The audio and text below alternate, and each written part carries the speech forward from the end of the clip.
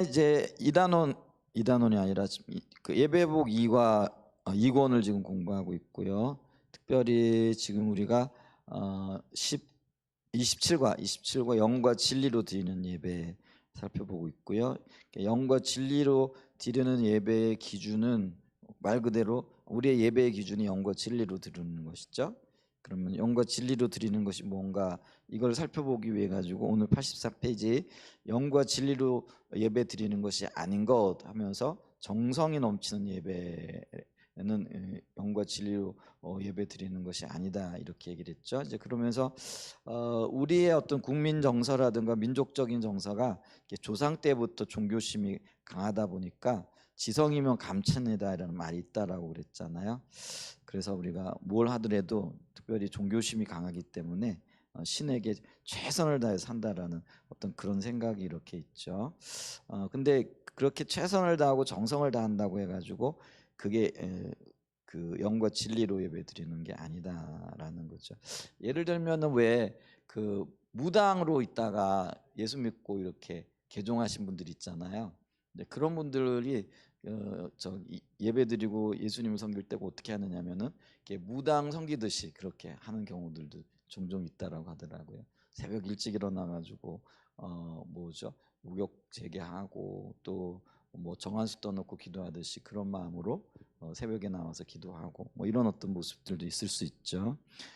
그게 이제 마음에서 비롯되어지면은 뭐 진리로 영으로 드리는 예배일 수도 있지만은 그런 어떤 모습만 갖고 온다고 해가지고 또 정성을 드린다고 해가지고 영과 진리로 드리는 예배는 아닐 수도 있겠죠. 자, 우리가 지난주까지 여기를 좀 살펴봤고요. 계속해서 이어보기는 이제 그것이 예부적으로 화려한 예배를 말하는 것도 아니라는 거죠. 그래서 여기 좀 오늘 좀 읽어볼까 해요. 그 영과 진리, 그러니까 다른 말로 얘기하면은 개역 한글 성경에는 신령과 진정으로 이렇게 얘기를 했죠. 영과 진리로 드리는 예배를 종교적인 정성으로 이해하는 사람들, 열심을 내어서 또 지성염려 감천이라는 그런 개념을 가지고 예배를 드리는 사람들은 외부적인 모양 또 형식 이런 것들을 굉장히 중요하게 여긴다라는 거죠. 여기서는 심혈을 기울인다 이렇게 얘기를 합니다. 그래서 그들은 예부적으로 화려한 예배를 추구한다라는 거죠. 그래서 옷만 하더라도 가장 좋은 예복을 갖추고 있고 예배에 나오는 것을 굉장히 중요하게 여긴다. 예, 좋은 옷 입고 나와서 예배 드려야 되죠. 근데 이 표현은 뭐냐면은요, 이 좋은 예복을 갖춰 입지 않으면은 제대로 예배를 드린 것 같지 않은 그런 느낌을 갖는다든지 또 그런 생각을 하는 거라는 거죠. 우리가 좋은 예복이라는 건 반드시 그 비싼 옷 뭐 이런 거를 얘기하는 건 아니죠. 근데 이제 이런 개념이 있게 되어지면은 이제 비싼 옷, 뭐 비싼 뭐 치장 뭐 이런 것들을 생각하게 되어 있겠죠. 근데 의복을 입는 것은 깨끗하고 혹은 내가 가지고 있는 옷 중에 좋은 옷들로 혹은 이렇게 깔끔하게 입고 나와서 예배를 드려야 된다라는 거죠. 근데 이제 이런 건 있어요. 예를 들면은 그 양복을 입고 있으면은 뭐 예를 들면은 뭐 어떤 행동을 하는데도 스스로 조심하게 되죠. 우리가 예를 들면은 예비군 훈련장에 가가지고는 이제 군복만 입었다 그러면은 하는 얘기가 있어요. 이렇게 뭐 어떤 얘기를 하냐면은 짐승하고 똑같다라는 그런 얘기를 하죠. 막 그래서 막 예비군들이요. 자기들끼리 모이면은 예를 들면 화장실을 가도요. 화장실 가는 게 아니라 그냥 아무 데서나 가가지고 볼일도 보기도 하고 막 뭐 땅바닥에 아무렇게나 앉기도 하고 이런 일들이 있어요. 근데 평상시 같으면 그런 일들이 있을 수가 없죠. 근데 이제 군복이라는 옷을 입게 되어지면은요, 그런 행동들이 이렇게 나오더라고요. 그러니까 어떤 면에서 보면은 우리가 무슨 옷을 입느냐 혹은 그 어떤 거를 이렇게 가지고 있느냐에 따라 가지고요, 행동이 달라지는 경우들도 이렇게 종종 있긴 하더라고요. 그래서 어떤 면에서는 그런 것들을 생각을 하게 되면은 좀 스스로를 이렇게 단속하는 것도 참 좋겠다 싶은 이제 그런 마음을 들어요. 그런데 좋은 예복을 갖춰 입어야 그게 예배가 되어진다. 그거는 아니죠. 정성껏 입고 깨끗하게 입고 이렇게 하면 되겠죠. 이제 그렇게 예복을 갖춰 입고 예배를 드리는 건 중요한데 그걸 다른 사람에게 강요를 한다든지 아니면 그거를 비교한다든지 또 이렇게 하게 되어지면은 이게 지금 문제가 생기게 되어진다라는 거죠. 여기 이렇게 얘기하네요. 만약에 그걸 중요하게 여기는데 그렇지 못한 것을 영과 진리로 드리지 못한 예배라고 생각을 하면은 이제 문제가 된다라는 거죠.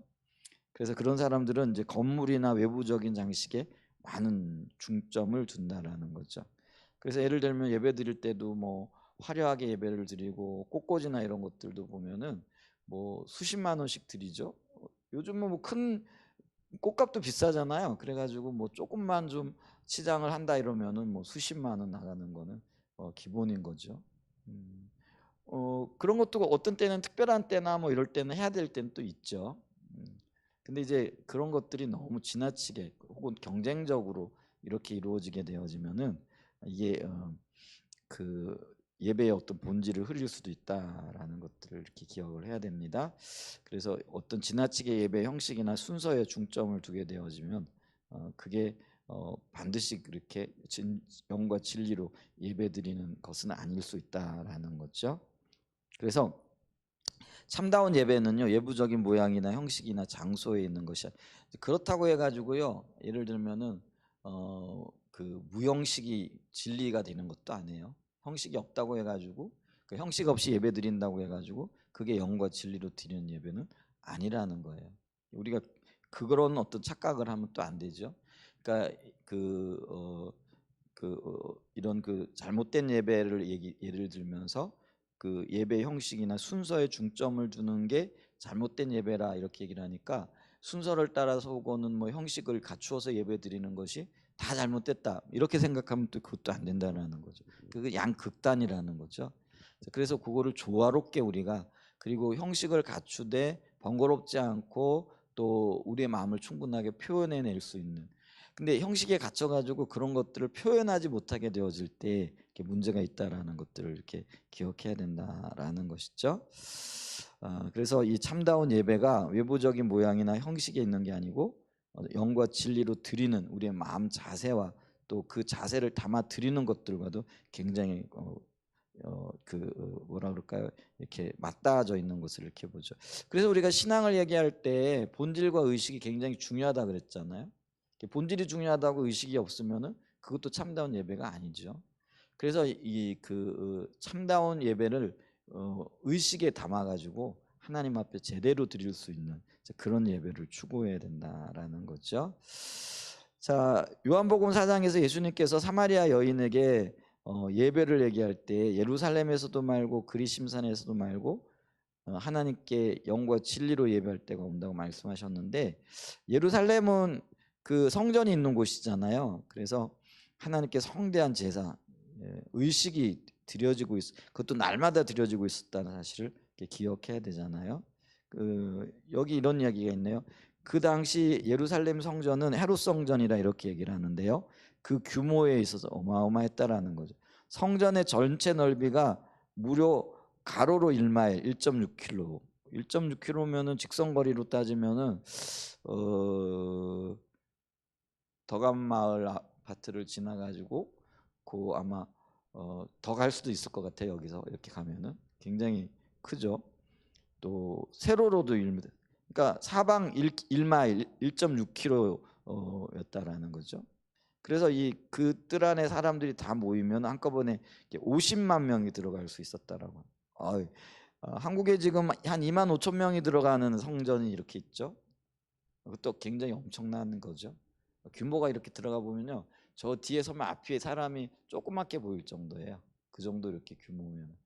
예를 들면은 저기 우리 침례교단의 연세중앙교회 같은 경우 이런 교회가 굉장히 규모가 크거든요.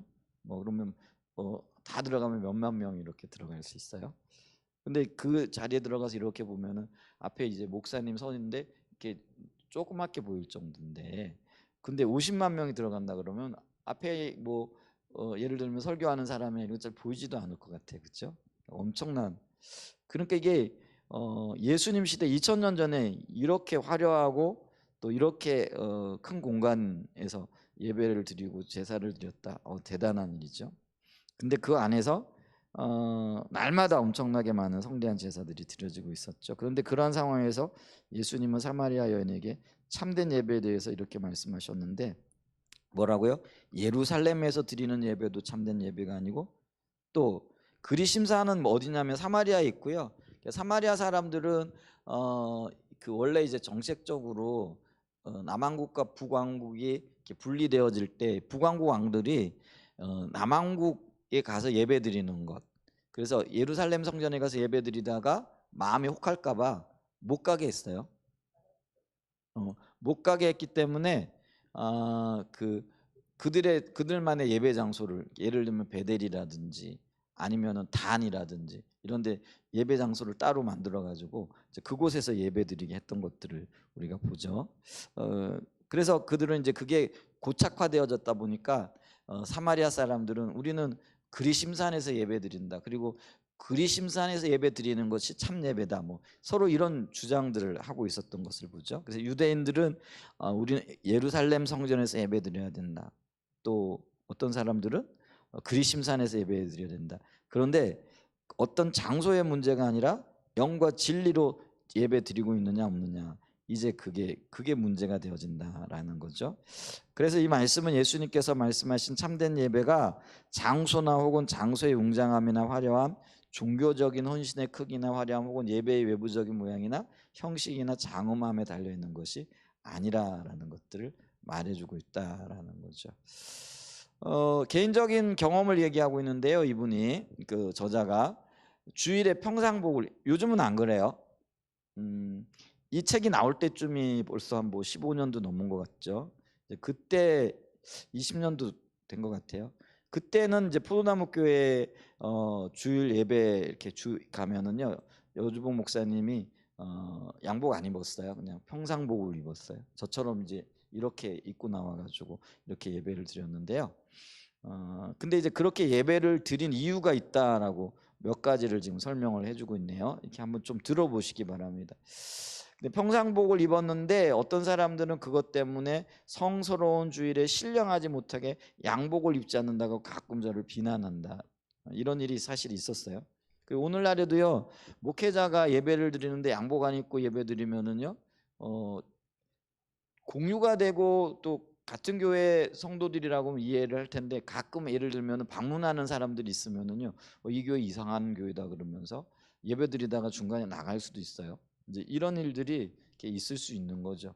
그럼 이제 그거는 예배에 대한 근본적인 이해가 지금 잘못되어져 있는 거죠. 그럼 이분은 예배를 드릴 때의 참다운 예배를 뭐예요? 목회자가 양복 입고 나와 설교하는 것에 외부적인 어떤 것에 초점을 맞춘 것이 되어진다라는 거죠.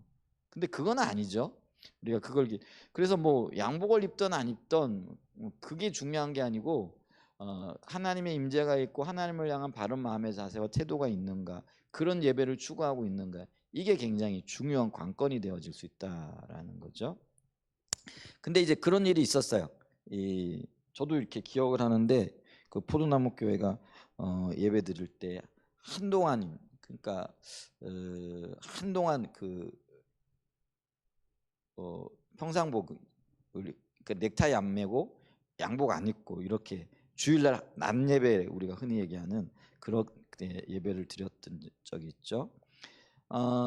그러면서 최근이라는 게 벌써 한 20년 전쯤 얘기네요. 근데 한번 들어보세요. 최근에는 젊어서부터 저와 제 아내를 잘 아는 한 친구에게서 제 아내에게 전화가 왔습니다. 내용인즉 주일에 저에게 양복을 입게 하라고 권면하는 것이었다라는 거죠. 저는 그 친구가 왜 그렇게 전화를 했는지 잘 압니다. 그 친구는 영과 진리로 드리는 예배를 그렇게 이해하고 외부적인 모양, 절차, 또 형식 뭐 이런 것들 그리고 사람들의 옷차림 뭐 이런 것들 성가대가 있느냐 없느냐 뭐 이런 것들이 참다운 예배냐 아니냐의 어떤 기준이 되어져 있다라는 거죠. 요즘도 이제 우리 교회 식구들은 그렇지는 않겠지만은 교회를 방문하는 분들이 교회 성가대가 없으면은요 이상하게 느끼는 분들도 있어요. 그래서 적은 교회 인원이 그렇게 많지 않은 교회도 몇 사람이라도 성가대 세워가지고 이렇게 성가대로 따로 운영하는 것들을 이렇게 보죠. 그거는 성가대를 예배의 한 요소로 이렇게 보는 이제 그런 어떤 관점들이 있을 수 있겠죠. 그래서 성가대가 없으면 좀 이상하게 생각하는 그런 모양새가 나타나는 거죠. 자, 그러면서 이제 제가 주일에 평상복을 입는 이유가 몇 가지가 있다 그러면서 예배에 대한 바른 인식을 위해서 그런 얘기를 한다라는 거죠. 첫째로 경건을 외부적인 모양에 두는 율법주의적인 그릇된 이해를 깨트리기 위해서라는 거죠. 그래서 경건은 입는 옷의 종류 등 외부적인 모양에 있지 않다라는 거죠. 참다운 경건은 하나님과의 관계에 의해 좌우됩니다. 맞죠? 예수님 시대의 바리새인들이 가운을 입었지만 그들의 삶은 전혀 경건한 것이 아니었다라는 거죠. 이 바리새인들이라든지 종교 지도자들은 요즘도 그 예루살렘 거리에 가면은 가운을 입고 다닌다 그러잖아요. 그래서 멀리서 봐도 이 사람들이 바리새인인지 월급 받는 사람들이라 그래요. 거의 국가에서 월급을 받는 사람들이라 이렇게 얘기를 하더라고요. 가운을 입고 다니죠. 근데 그들의 삶은 전혀 경건한 것이 아니었다라는 거죠. 예수님은 오히려 그들을 회칠한 무덤에 비유했다라는 거죠. 그래서 겉으로는 종교적인 모양을 갖추었으나 가운은 입었다라는 거죠. 그 속에는 온갖 죄악이 가득한 그들의 외식을 꾸짖으셨다라는 거죠. 그러니까 이 말은 오늘날 예배 시간에 양복이나 가운을 입는 것이 잘못된 것이라는 말이 아닙니다. 뭐 가운 입을 수 있고 양복 입을 수 있으면 입으면 좋죠. 요즘 장로교나 이런 데는 보면은 목사님들이 가운을 입으시더라고요. 근데 침례교도 이제 장로교가 그러고 거 보고 목사님들 중에 어떤 분들 이렇게 가운을 입으시는 분들도 이렇게 종종 있더라고요. 근데 침례교회는 전통적으로 가운은 안 입습니다. 오히려 그런 부분이 굉장히 자유로워요, 목회자들이. 그래서 예를 들면은 결혼식 주례할 때나 아니면 장례식 주례할 때나 이럴 때도 보면은 이제 그게 의식이고 의식이기 때문에 가운을 많이 입기도 하죠. 근데 입고 안 입고는 이제 교회의 특징이기도 하고 또 목회자가 어떤 면에서는 의전을 이렇게 하기 때문에 입을 수도 있겠지만은 전통적으로 우리 침례교회는 그런 부분에 굉장히 좀 자유로워요. 자유롭다라는 그런 의미는 뭐냐면은요. 여기 얘기했듯이 가운을 입었느냐 안 입었느냐에 따라 가지고 그 예배가 거룩하게 되어지고 경건케 되어진다라는 의식은 없거든요. 이게 미국의 침례교회가 이게 그 어떤 면에서는 상당히 대중적인 그런 어떤 이미지가 이렇게 있을 수 있죠. 이제 그러기 때문에 미국의 침례교회의 영향을 이렇게 많이 받은 그런 경향들도 우리에게는 이렇게 있는데 이제 그런 어떤 가운이라든지 이런 모양이라든지 이런 것들에 대해서는 비교적 좀 자유로운 교단이다 이렇게 얘기할 수가 있겠죠.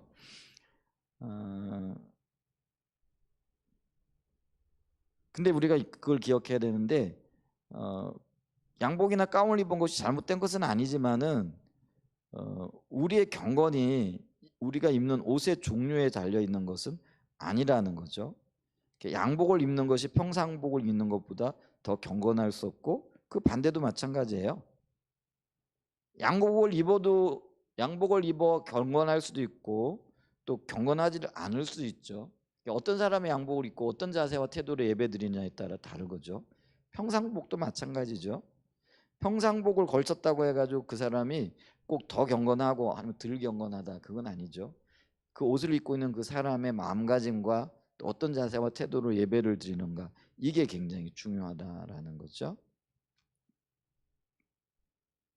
그래서 영과 진리로 드리는 예배도 마찬가지인데 우리가 드리는 참된 예배는 우리가 입는 의복에 달려 있지 않고 또 성경은 우리가 예배 시간에 어떤 종류의 옷을 입어야 한다고 규정하고 있지 않다라는 거죠. 만약에 그렇게 규정하고 있다라면은요 당연히 양복을 입든지 가운을 입어야 되겠죠. 그리고 전 세계의 모든 목회자들이 그렇게 양복을 입든지 가운을 입어야 되잖아요. 많은 그런 규정이 있어야 되면은. 근데 나라마다 다 다르거든요. 문화적인 차이도 있고. 예를 들면은 필리핀 같은 데 가면은요. 여러분 필리핀 옷이 왜 그 필리핀 전통 옷 보신 적 있으세요? 꼭 그 와이셔츠 같은데 여기 이렇게 돼 있어요. 하여간 뭐라고 설명을 못 하네. 근데 우리나라 와이셔츠하고는 좀 다르고 남방 비슷해요. 남방 비슷한데 근데 그 필리핀 사람들은 그걸 굉장히 점잖게 여기죠. 그래서 목회자들도 그거 입고 이렇게 그러니까 우리 입장에서 보면 남방 입고 예배드리는 거지 뭐. 근데 그 사람들 입장에서는 굉장히 그 양복을 입은 것처럼 뭐라 그러죠? 그게 문화적으로 이렇게 소중하고요. 사실 그것도 없어가지고 예배 뭐죠? 그 전통 옷을 못 입고 예배드리는 목회자들도 필리핀에 사실 많이 있죠. 근데 이제 우리 전통에서 보면 왜 남방이야? 뭐 이렇게 얘기할 수 있는. 근데 그 사람들의 관점에서 보면은 우리 양복 입은 것보다도 더 귀한 거죠. 그러니까 이게 나라마다 다르고 전통마다 다르고 또 지역마다 다른 거예요. 근데 그걸 가지고 우리가 어떤 기준을 삼아서는 안 된다라는 제가 하고 싶은 얘기는 지금 그걸 얘기하고 있다라는 거죠.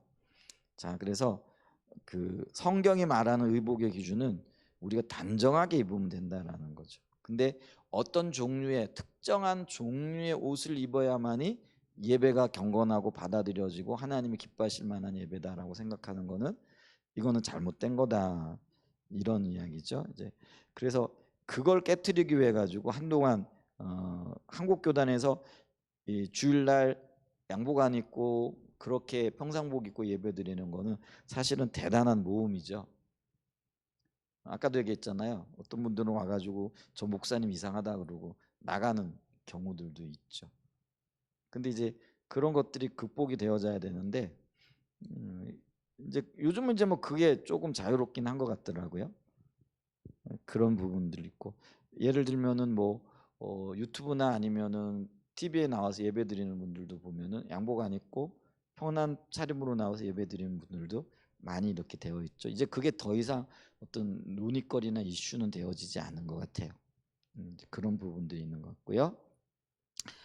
또 계속해서 좀 읽어보면은요, 이 그 에이든 토즈라는 목사님이 바로 이렇게 얘기했어요.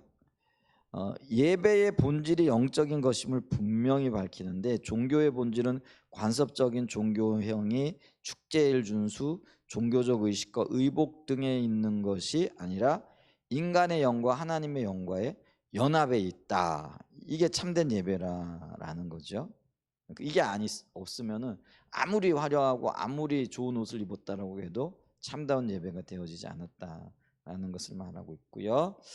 자, 경건과 참된 예배를 이렇게 외부적인 모양에 두는 그릇된 이해는 심각한 결과를 가져올 수 있는데 그것은 참된 경건이나 예배를 잘못 이해하고 있기 때문에 그것들을 추구하지 않을 뿐 아니라 참된 예배를 추구하지 않는다라는 거예요.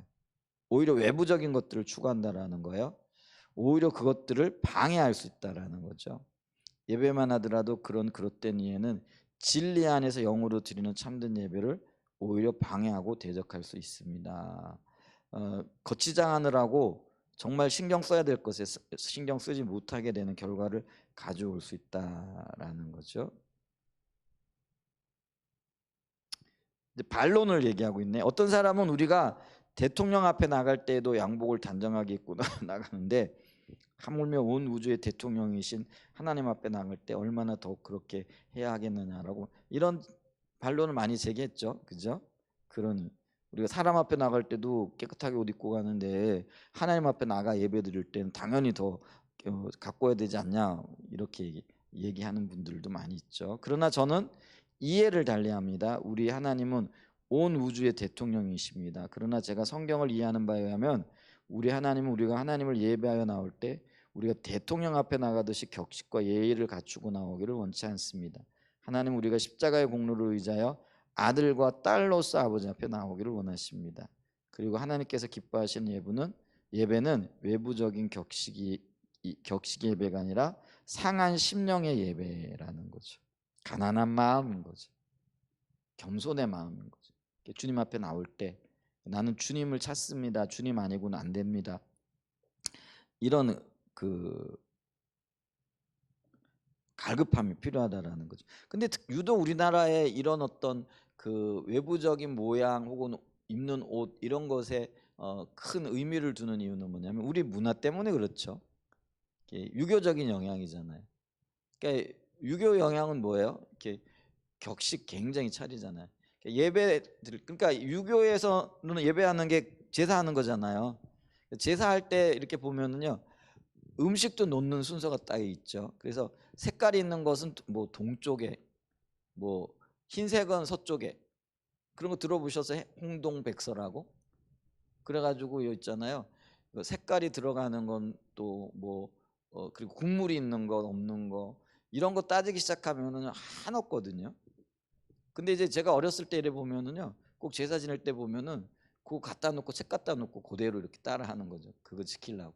그거 안 하면 큰일 난 것처럼 이렇게 하더라고요.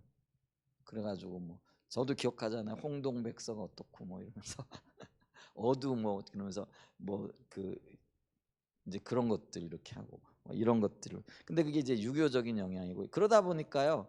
이렇게 옷을 입는다든지 격식을 따지고 이런 것들이 유독 우리나라에서 좀 심하게 이렇게 보여지고 있는 그런 모습이기도 합니다. 그다음에 이제 평상복을 입었던 지금 시점에서는 평상복을 입었던 둘째 이유는 성령 안에서 자유로운 예배를 추구하기 위해겠다라는 거죠. 예배가 형식화되고 규격화될수록 성령님은 덜 역사하십니다. 이게 몸가짐이나 이런 게 발라야 된다라고 생각하면은요 조금 어색해지죠. 몸이 어색해지면은요 자유로운 사고 혹은 자유로운 역사 이런 것들이 조금 제한을 받게 되는 경향들이 있잖아요. 그래서 우리가 왜 그 직장 문화에서도요 좋은 아이디어 이런 것들이 나오지 않는 게 이게 뭐라 하면은 이게 규격화되어지고 조직화되어진 어떤 문화, 직장 문화에서는요 창의적인 어떤 그게 나오지 않잖아요. 그래서 뭐 직장에서 일부러 뭐예요? 뭐 옷도 편안하게 입어라, 뭐 신발도 편안하게 신어라, 뭐 이러면서 한때는 이렇게 권면하기도.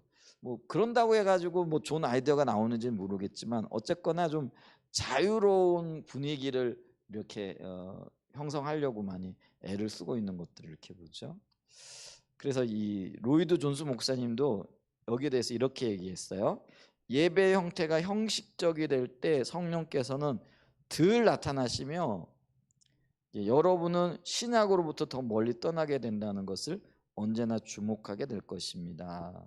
구약의 정서로 혹은 구약의 어떤 예배 형태로 돌아가게끔 되어져 있다는 거죠. 그래서 스펄전 목사도 늘 우리 가운데 거룩한 무질서를 주시옵소서라고 기도했다고 합니다. 그러니까 이 말은 난장판이 된 예배를 말하는 것이 아니고, 왜냐하면 성령님은 질서의 하나님이시잖아요. 그분은 무질서와 혼돈을 일으키시는 분이 아니고요. 오히려 혼돈 가운데서 질서를 만드시는 분인데, 그럼 이 말의 의미는 뭐냐면 진리의 토대 위에서 성령께서 자유롭게 역사하시는 예배를 말한다라는 거죠. 그것을 스펄전 목사는 무질서하고 거룩하다라는 거는 이게 좀 화합이 안 되는 얘기잖아요. 이게 지금 그 정반대의 영역의 얘기잖아요. 그런데 성령께서 진리 위에 역사하실 때에 성령이 역사하시게 되어지면은 뭐 어디서 불똥이 튈지 모를 얘기죠. 무질서처럼 보일 수 있죠. 근데 진리가 밑받침 되어지니까 그게 거룩한 무질서고 그게 가능한 이야기가 되어진다라는 거죠. 그리고 그러한 예배가 되기 위해서는 입론 의복에 대해서는 이해가 다를지 몰라도 예배가 형식화되고 규격화되는 것을 반드시 막아야 된다라는 것이죠. 근데 이제 이게 있어요. 예배 중에 성령의 역사가 덜하면은요 점점 그게 제도화되어지고 형식화되어져요. 주님이 오셔서 마음껏 역사하시다 보면은요 자유롭게 되어지는데 그 성령의 임재가 안 나타나기 그러면은요 그 성령의 임재를 대신 이렇게 메꿔야 되잖아요. 표현이 좀 그래요. 그리고 그 예배를 유지하려고 하다 보니까 그 하나님의 임재보다는 어떤 그 예배의 형식이라든지 보여지고 드러나는 곳에 초점을 맞추게끔 되어져 있다라는 거죠. 예를 들면 이제 그 강대상을 얘기하는 분들이 있는데요. 이게 이제 그 성령이 오셔서 자유롭게 역사하심으로 하나님의 어떤 그 거룩이 그 나타나고 증명이 되어져야 되잖아요.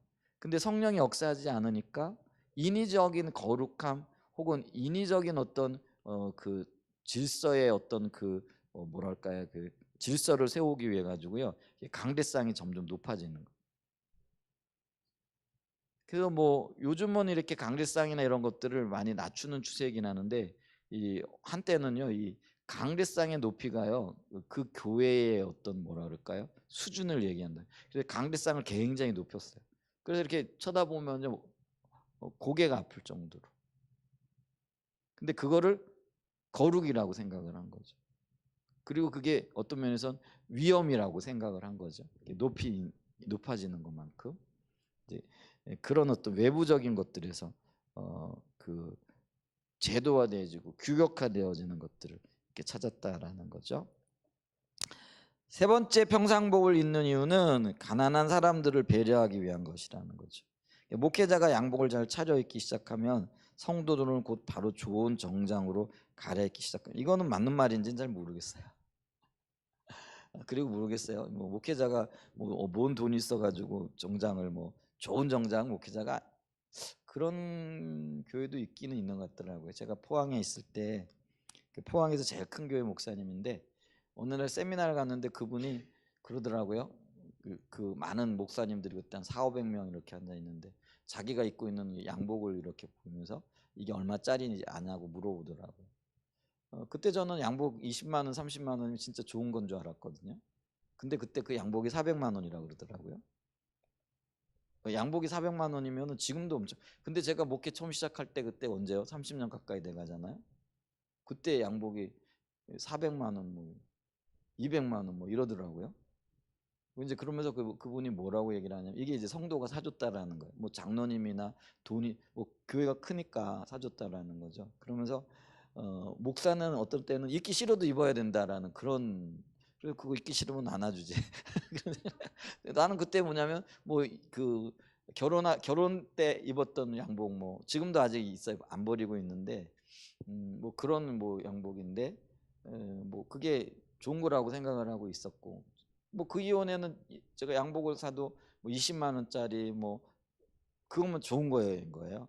어떤 거는 제가 뭐 가가지고 10만 원 미만의 양복도 사 입고 뭐 이렇게 했던데 그때 당시 뭐 400만 원이라고 엄청 좋은 건데 근데 이제 그분 요지가 그래요. 자기가 이제 큰 교회 목회다다 보니까 성도들이 자기를 가만 안 내버려 둔다라는 거예요. 그러니까 옷도요 최고급으로 입히려고 하고 차도 최고급으로 뭐 이렇게 하려고 하고 꼭 교회 재정이 아니라도 그러니까 그렇게 성도들이 섬긴다라는 거예요.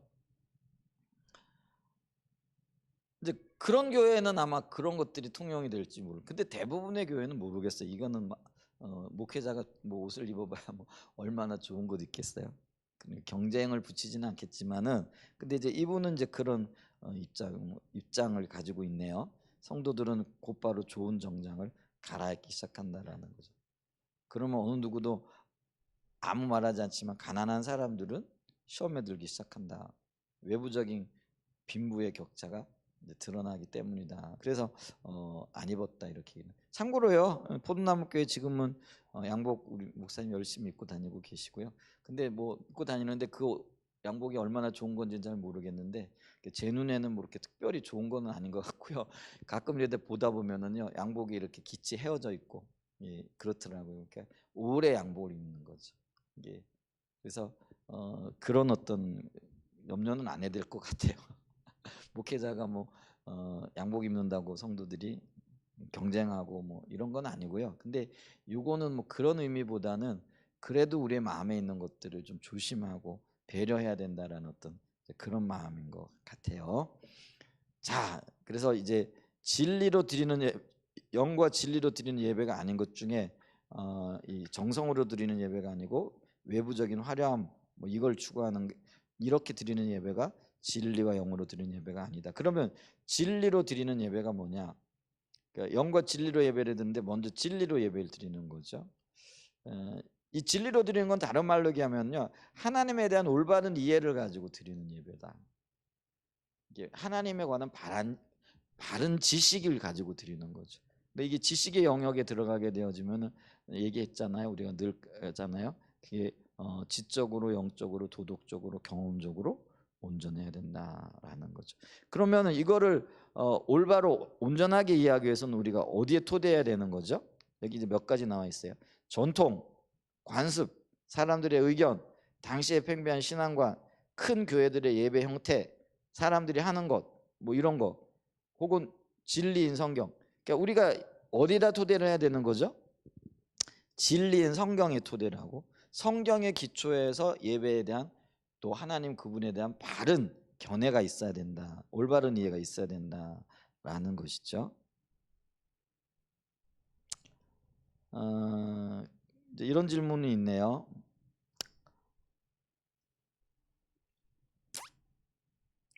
우리의 예배가 철저하게 성경에 기초한 예배가 되기 위해서는 전통, 관습, 사람들의 의견, 당시의 팽배한 신앙관 등이 모두 하나님 말씀 앞에 내려져야 하는 게 당연한 거고요.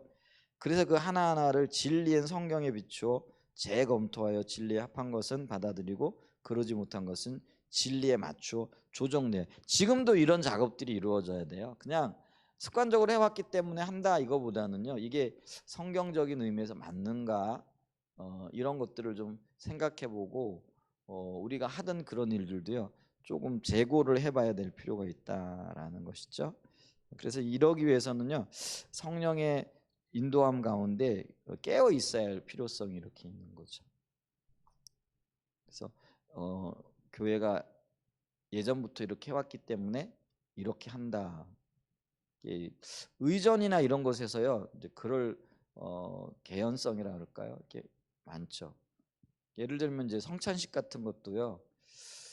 성찬식이 어떤 특별한 어떤 형식이 있는 건 아니에요. 왜냐하면 성경에 이렇게 보면 예수님께서 떡을 떼어서 이렇게 주시고 받아 먹어라. 그러면서 그때 거기는 예를 들면은 뭐 아무런 격식이 없었어요. 식사 자리였거든요. 그러니까 유대인들은 식사를 참 편하게 했거든요. 그래서 보세요. 예수님의 제자들이 예수님의 무릎을 베고 이렇게 비슷하면 그게 이제 우리나라 관습에서 보면은 제자가 스승의 그 무릎을 이렇게 하고 비슷하게 눕는다, 이거는 있을 수 없는 얘기잖아요. 근데 뭐 예수님 당시에는 그런 것들이 흔한, 그리고 그게 또 친밀함의 표현이었던 거죠. 그래서 굉장히 편안하게 이렇게 했어요. 근데 이제 우리나라 성찬식은 제가 몇 교회를 경험해 보지 못했지만 굉장히 천편일률적이에요. 그죠? 성도들이 앉아 있으면 이제 성찬위원들이 이거 들고 다니면서 뭐 먹든지, 아니면 이제 우리 교회처럼 나와서 먹는. 근데 이거는 이제 숫자가 얼마 안 될 때는 그게 뭐 가능해요. 근데 만약에 숫자가 많다 그러면은 뭐 이렇게 나와가지고 먹는 게 불가능하죠. 그러니까 뭐예요? 이거 돌리는 거죠. 쭉. 이게 제일 편한 거죠. 근데 이제 성찬의 의미는 어떤 면에서는 우리가 생각하는 것보다 훨씬 더 깊거든요. 그래서 그걸 기념하고 하나님과 그 예수 그리스도의 십자가로 인하여 연합하는, 하나 되어지는 그런 놀라운 비밀을 연습하는 거거든요. 어떤 면에서는. 그래서 이게 이 떡이라는 게 예수님의 몸이잖아요. 그걸 먹음으로 이 떡이 예수님은 아니지만 그게 상징하는 거죠. 예수님이 내 안에 들어오신 거예요. 내가 잔을 마실 때 그게 예수님의 보혈을 상징하잖아요. 근데 이제 요한복음에 보면은 먹고 마시는 것을 영접의 개념, 믿는 것에 비유를 하거든요. 그러니까 내가 떡을 떼면서 먹으면서 혹은 잔을 이렇게 대하면서 그 주님이 행하신 그 일들을 더 확고하게 마음에 새기고 주님과 하나 되어지는 것들을 이게 좀 심도 있게, 그리고 그거를 묵상해 가면서 이렇게 은혜를 받아야 되는 거죠. 근데 이게 이제 형식화되어지면 그냥 한번 행사 치르는 것과 같죠. 그래서 옛날에는요, 옛날이라기보다도 뭐 어떤 교회는 지금 이제 제가 그런 어떤 의도로 하는데, 이게 우리가 그 예수님의 몸이 하나이시잖아요. 그래서 미리 그걸 잘라 놓는 게 아니고 그, 어, 그 하나인 연합되는 것을 띄어서 그걸 내 안에 간직하는 거죠. 그래서 우리가 빵이나 이런 것들을 띌 때도 제가 자르지 말고 그냥 갖다 놓으라 그러잖아요. 그리고 원래는 그게 그래요. 이게 성찬의 개념도 애찬 식사하고 연관이 있다 그랬잖아요. 그래서 좀 이렇게 풍성하게 해놓고 그걸 그냥 조그맣게 뭐 이게 아니라 막 한 주먹씩 띄어가지고 거기서 주님의 어떤 몸을 느끼는 거죠. 뛰면서 나를 위해 찢기신 주님의 몸도 생각을 하는 거고, 그걸 먹으면서 그 주님이 내 안에 와 계시다라는. 근데 그걸 요만한 뭐죠 이게 뭐 그거 하나 먹으면서 입만 맛하시는 표현이 좀 그런데 그게 그쵸. 그래서 이 교회에 맞게 형편에 맞게 이런 것들도 좀 잘 진행이 되어졌으면 참 좋겠다 싶어요. 근데 다 어떤 면에서 천편일률적이죠. 그게 어떤 면에서 형식화되어졌고 그렇게 되어져 있다라는 거죠. 그래서 그런 것들도 한번 좀 똑같아야 할 필요는 없잖아요. 왜냐하면 성경이 성찬을 기념해라 이런 말은 있지만은 어떻게 해라 뭐 떡을 잘라서 해라 뭐 포도주를 뭐 해서 이건 없거든요. 그러면은 그걸 맞게 우리가 형편에 맞게 또 할 수 있는 거잖아요. 그럼 다 다를 수 있잖아요, 교회마다. 이제 그렇게 하면은 참 좋겠다 싶어요. 그래서 우리는 어떻게 할까 이런 것들도 좀 고민해보고 혹시 성찬을 하는데 좋은 어떤 아이디어가 있으시면은 그리고 주님이 우리를 위해 죽으시고 하나 되어지는 것들에 대해서 보다 더 우리가 잘 상기하고 또 우리가 그걸 느낄 수 있고 그런 어떤 것을 할 수 있는 좋은 방법이 있으면은 좀 제안을 해주셔도 참 좋을 것 같아요. 이제 그런 어떤 것들이죠. 자, 그래서 보세요. 당신은 당신과 당신 교회의 예배를 그렇게 하나하나 진리의 토대에서 재검토해서 진리의 토대한 예배를 드리고 있느냐라는 거죠. 아니면 그냥 내가 어렸을 때 신앙생활하던 교회가 그렇게 했으니까 그렇게 한다. 내가 다니던 교회가 그렇게 했으니까 그냥 우리도 그렇게 한다. 뭐 이렇게 지금 하고 있느냐라는 거죠. 후자인 경우가 많죠. 한 번도 그냥 의구심을 왜 이렇게 하지? 이런 생각을 해본 적이 없는 거죠. 그냥 그렇게 했어. 뭐 그렇게 했으니까 우리 그렇게 해야 돼. 그래서 그렇게 안 하면은 어색한 거예요. 그러니까 찬양과 경배도 그렇고요. 예를 들면 이제 그런 거에 익숙하지 않은 분들이 우리 교회로 와봤는데 이게 영 찬양과 경배가 이상한 거죠. 그리고 또 예배를 드린다고 이렇게 보니까 사도신경도 안 하는 거죠. 그러니까 장로 교회인들 입장에서 보면은 사도신경 안 하는 교회는 진짜 이상한 교회거든요. 이제 그러니까요 이게 익숙하지 않은 거죠. 그러니까 제가 아직도 그게 익숙하지 않아요.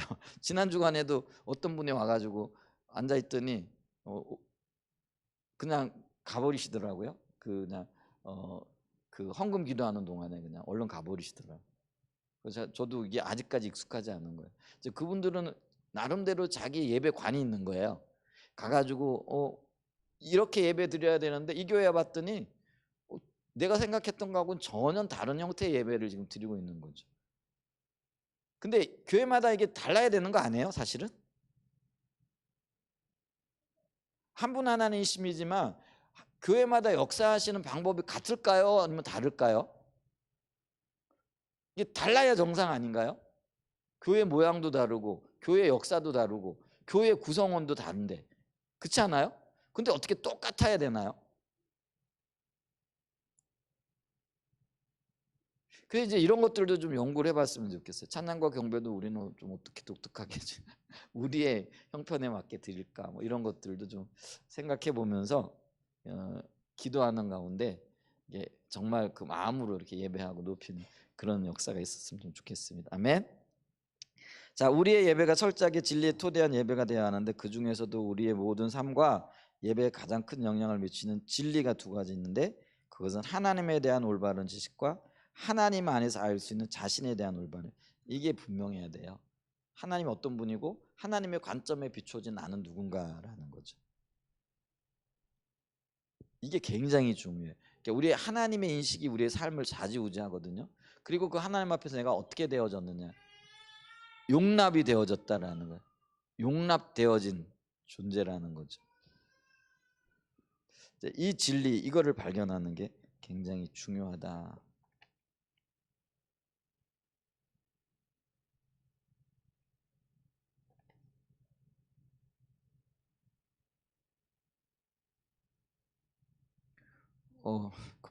그만해야 될 것 같으네요. 이게 계속 저기 하면은 더 너무 길어지고 끝까지 나가야 되고. 네, 오늘 영과 진리로 예배드리는 정성이 넘치는 예배, 외부적인 화려한 예배 그게 아니고 하나님에 대한 올바른 이해를 가지고 드리는 예배가 진리로 드리는 예배다. 이 부분까지 좀 보도록 하겠습니다.